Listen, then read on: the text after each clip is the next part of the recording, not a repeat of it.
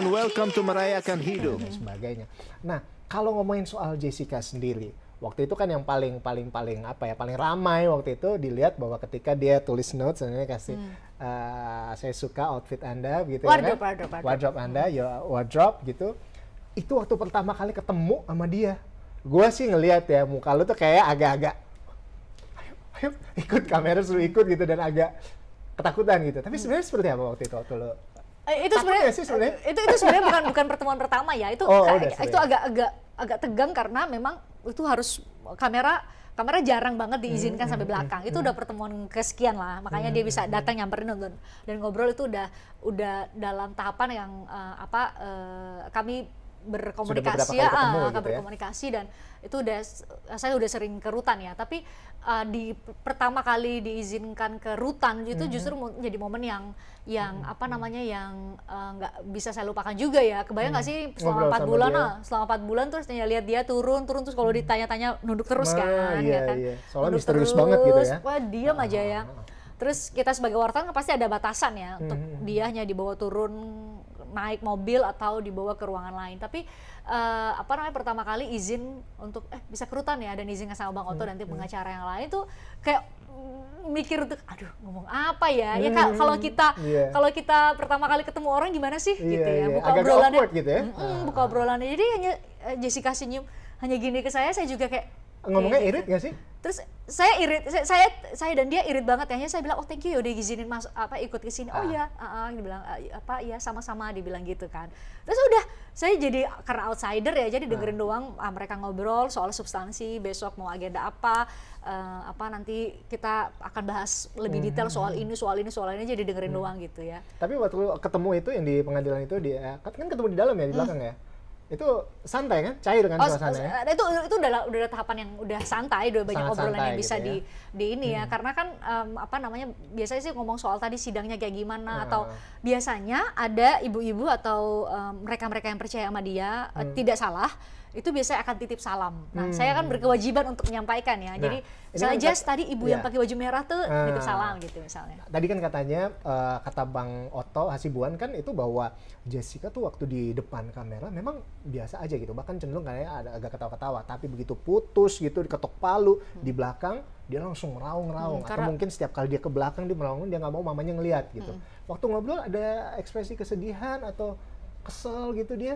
Enggak. Kalau kesel sih enggak ya, tapi kalau sedih itu benar ya. Maksudnya kayak dia bahkan meminta untuk makanya kan mama papanya nggak pernah datang ya ke ruang sidang ya. Pernah sekali, tapi setelah itu udah nggak pernah lagi karena harapannya dia adalah jangan sampai nih orang tuanya lihat gitu. Dan dia tahu kenapa dia tidak pernah mengekspresikan itu kan. Jadi gini loh. Jadi ketika ada yang banyak juga yang menuliskan bahwa nih dia nggak ada ekspresi sama sekali ya. Tapi di satu sisi dia juga menceritakan bahwa latar belakang pemilihan dia untuk nggak terlihat ekspresif, maksudnya dalam arti sedih banget, nangis-nangis dan lain-lain, itu adalah karena ternyata dia dikasih tahu sama tim pengacara dan juga kami yang ada di situ bahwa sidangnya tuh live. Di-live sama semua TV, jadi dia tahu mama papanya nonton. Jadi dia nggak mau nunjukin. Jadi dia nggak mau mama papanya lihat dia nangis dan akan membuat mama papanya sedih. Makanya kan dia minta untuk satu nggak datang ke ruang sidang, dua nggak usah nonton dia bilang gitu, nggak usah nonton. Karena di dalam itu ada pembahasan-pembahasan yang nanti ya gimana sih bisa orang tua memicu dengar. ya kan nangis itu. Tapi waktu di belakang berduaan itu dia nangis gitu apa? Kalau nangis sampai ini ke saya sih enggak ya, tapi pasti ke pengacara-pengacara kalau ada momen itu waktu Profesor Roni Niti Baskara almarhum baca ini dia bentuk wajah dia yang menurut Prof Roni ya itu punya kecenderungan berbohong dan lain-lain, itu di ruang sidang pun nangis. Sesegukan itu, kalau itu sesegukan karena makanya setelah itu kan saya tanya di belakang kenapa sangat emosional, dia bilang ya saya ini juga ya merasa sedih banget lah dia dijudge dengan bentuk muka kayak gini gitu loh. Jadi seperti itu ya, artinya waktu pertemuan berdua gitu itu lebih santai, tapi dia juga lebih jujur gitu, terbuka sama Christian pada saat itu. Ya kan, artinya nggak yang mungkin meledak-ledak gitu juga enggak kalau gitu ya. Kalau meledak-ledak sih enggak, dia bukan. Dia marah, dia kesel mungkin ada di situ ya. Kalau ekspresi dia kesal dan mempertanyakan sih ada ya. Makanya itu kadang-kadang disampaikan ya, misalnya kayak kenapa sih nggak mau diwawancara, kan pasti saya tanya kenapa sih nggak mau wawancara ya. teman-teman wartawan menulis beritanya dia bilang A tapi kemudian jadi Z gitu ya. Itu juga jadi kekhawatiran. Atau biasa ya saya coba untuk gini ya. Kan dalam rangka untuk menjaga dan membangun kepercayaan dia sih sebenarnya. Jadi sebenarnya kalau kalau ada kamera saya pasti akan tanya soal substansi. Tapi kalau lagi gak dalam konteks ada kamera gitu, apalagi di rutan gitu ya, nggak nanya-nanya banget yang soal kasus bagaimana. Jadi sebisa mungkin untuk membangun hubungan baik, karena kan ini masalahnya orang yang udah tertutup sama wartawan, kamu harus bangun lagi kepercayaan dia. Jadi ya paling banyak adalah ngobrol itu soal di rutan kayak gimana, dia juga ngasih tahu wah kita ada kegiatan ini loh, kegiatan ini. Terus paling banyak ya bahas mengenai teman-temannya di rutan gitu ya. Teman-teman di rutan soalnya ada artis, ada politisi gitu ya. Mungkin bagi saya yang sesuatu yang lebih cair gitu ya. Jadi bagi saya yang tahu nih misalnya itu tau nggak itu politisi ini loh terkenal loh, tahu nggak dia itu artis, kan dia nggak tahu kan. Oh gitu ya, pantesan ya semua orang kenal dia di sini gitu loh. Jadi obrolan-obrolan kayak gitu gitulah. Oke. Rayakan hidup.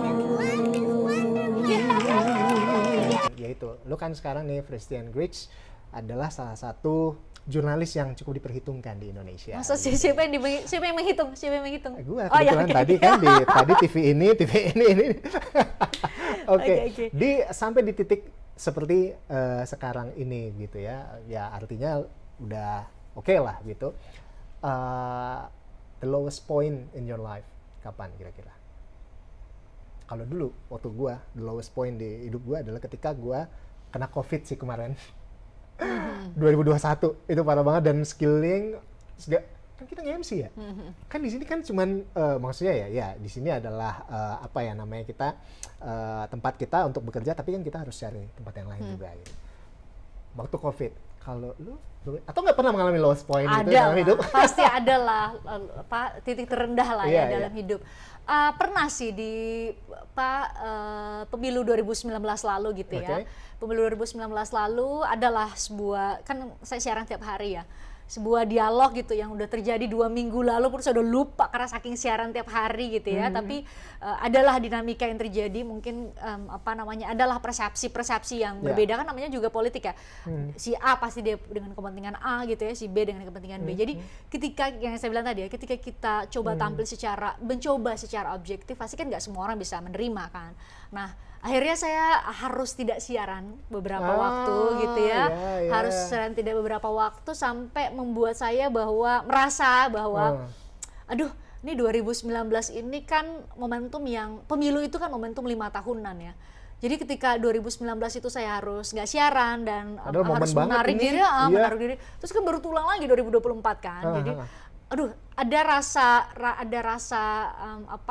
sedih luar biasa banget ya, karena itu kan momentum yang nggak bisa diulang ya. Saya bilang tadi bahwa setiap hari dalam hidup kita tuh sebagai jurnalis tuh kan ceritanya beda-beda ya. Iya, betul. Sedangkan kalau itu udah lewat momennya, nggak bisa diulang juga.